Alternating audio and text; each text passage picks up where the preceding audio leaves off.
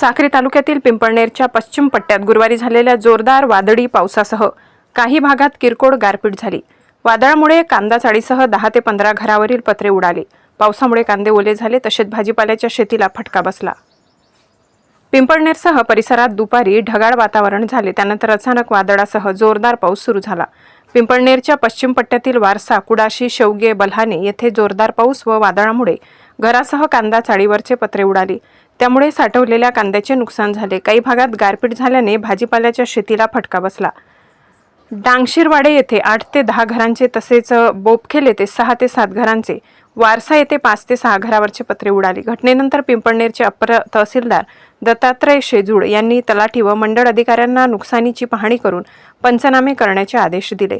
नुकसानीचे होणारे पंचनामे याविषयी मंडळ अधिकारी विजय जगदाडे यांनी सांगितले की पावसामुळे झालेल्या नुकसानीचे पंचनामे होतील।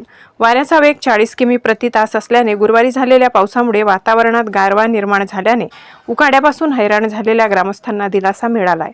पिंपळनेरसह परिसरात वादळामुळे विजेच्या तारा तुटून पडल्या, त्यामुळे दुपारी 3:30 वाजेपासून परिसरातील वीज पुरवठा खंडित झालाय। पिंपळनेर शहरातही वीज पुरवठा खंडित झालाय। रात्री 8 वाजेपर्यंत परिसरातील वीज पुरवठा सुरळीत झालेला नाही। वादळामुळे अनेक झाडे देखील उन्मळून पडली आहेत, त्यामुळे अनेक ठिकाणी विजेच्या तारा तुटल्या। त्या ओढून पुन्हा वीज पुरवठा सुरू करण्यासाठी वेळ जाऊ शकतो। काही भागात रात्री वीज पुरवठा सुरू होईल, मात्र ज्या परिसरात जास्त नुकसान त्या भागात शुक्रवारी सकाळपर्यंत वीज पुरवठा सुरळीत होईल, असे वीज वितरण कंपनीच्या अधिकाऱ्यांनी सांगितले।